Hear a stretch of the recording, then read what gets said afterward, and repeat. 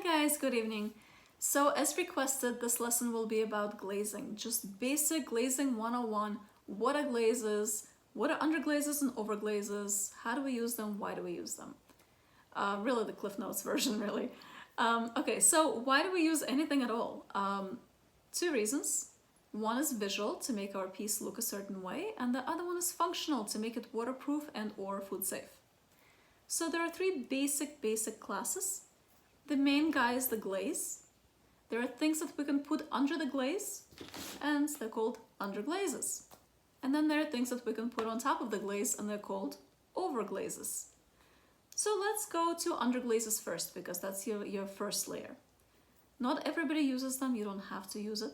But if you're going to use underglazes, they're for visual purposes only. So they're not going to make your piece food safe or functional, it's decoration only. Underglazes is technically anything that would go under the glaze. So in theory, that would include things like mason stains, okay, oxides, things like that. If you go to the store, they will not call them underglazes. When they say underglazes, they mean these the new generation like englobe like pigment paints. But just so you know, technically, the oxides and the mason stains belong in that category because they would go under the glaze. Now, since I'm talking about them, let's talk about mason stains really quickly. Very functional, very versatile. This is just pigment by itself. So what that means is that there's no clay in there, there's nothing to worry about shrinkage. So you can use this in just about anything. You can mix it in with the clay to color it. You can mix it with a little bit of water and paint it on the wet clay, the leather hard clay. It can be painted on bisque. What we usually do is washes, so we will mix it with water and kind of paint it on and let it like seep into the crevices, which kind of just pops out all the crevices and makes it look really pretty. So that's the usual use for them. The only thing I will warn you about is because they have nothing in them to make them grip, it's just the pigment. Don't do a thick layer of this because it will slide off on the kiln on you. So that's for the mason stains and oxides. Now, let's talk about things like englobes. So underglazes, there is the old generation and the new generation. The old generation underglazes are just the colored slip, and they're still being used very much so. But when you just have pigment and clay, the downfall of that is that it needs to shrink with the piece, meaning that you can only apply colored slip to either wet clay or leather hard clay. Okay, nowadays they have come up with a way around it. Nowadays, instead of using clay with that pigment, now they use frit and gum. What that does is it takes the shrinkage out of the equation. So now this thing can be used in your wet clay, in your leather hard clay, and in your bisque clay, because you're not worried about shrinkage. So this is what they usually call an underglaze in the store, okay? This is what they're referring to. They will also sometimes say englobes. That's actually not why they're called englobes. Englobes has more to do with the way the particles are coated in here, but that's a story for another time. But these are the underglazes. They go under your glaze. Okay? Now, whether or not you were using them on your piece, now it's time to talk about the glazes. What makes the glazes so special? Glazes are basically glass, okay? This is silica. So glazes, not only they will add a visual interest to your piece, but they will also make your piece potentially functional. So because they form a glass barrier on your piece, they can make it waterproof and they can make it food safe if the glaze itself is food safe. The main thing that you need to know about it is basically that it's creating a glass coating on your piece. So it has silica. Just so you know, in addition to silica, it has things that are called fluxes, and fluxes makes the glaze flow. It almost rhymes, right? Those are things like ash, lead, feldspars, salts, like potassiums, calciums, there's all sorts. But fluxes make it flow, alumina makes it stay put, and then you have the colorants and the pacifiers. So all sorts of things in there, but it's basically a glass coating for your piece. Application, that's a really long story there, but usually people either dip or brush on.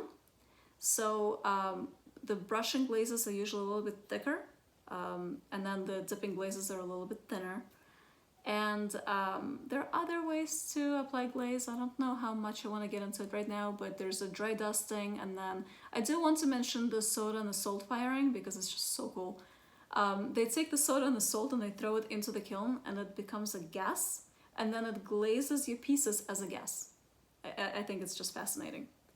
But this is what a glaze is, okay? It's a glass coating for your piece, and this is the only thing that can make it waterproof and or food safe.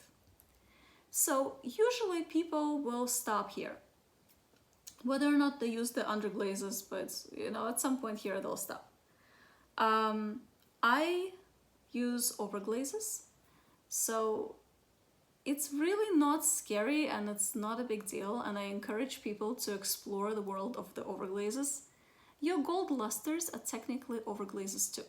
An overglaze is anything that is applied over glaze. So once your piece is, you know, glazed and fired, and it could be just like ready to use, but you want to add a little bit something else, you're going to be working with overglazes. So that can be things like gold. A gold is just a suspension of gold particles, and you paint it on, and in the kiln everything burns out except for the gold itself, which, being a metal, it just fuses itself lightly to the surface of your glaze. China paints, sometimes called porcelain paint, same idea. So this is a pigment with a little bit of flux. The flux is what's going to make it melt into your glaze.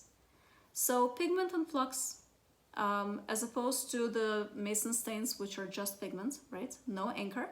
This has an anchor. The flux is the anchor. So pigment and flux, it comes in the powder form. People mix it with all sorts of things in the pantry. From oils, you can get fancy oils. Some people use like olive oil. Some people use Sprite, like all sorts of mediums. The point being, all of that is going to burn out. It doesn't matter what you use. As long as you get that nice pasty, results that then you can dip the brush into and paint it onto your glazed surface, and it will stay. And then you take that and you fire it, and everything burns out, and the flux makes the pigment attach. Okay? And then usually, so with these guys, we paint them in very thin layers. So we will do like another layer, fire it again, another layer, fire it again, until we get the picture that we want, the depth that we want. Not scary. Like, please go play with them. They're really fun. The only thing is, do keep in mind that they can make your piece not food safe anymore. So if you are applying it to, like, say, a bowl, maybe apply it to the outside of the bowl.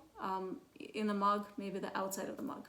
Unlike the gold, which some brands are food safe, just so you know the difference. And that, guys, is the basics of glazing, really. So you have the glaze, which is your main glass coating. You can have things that go under it, and you can have things that go over it. And that's it. That's the basics. If you have any questions, put them in the comments. As per usual, I will try my best to answer them. And other than that, I hope this was helpful, and you guys have a great night. Bye.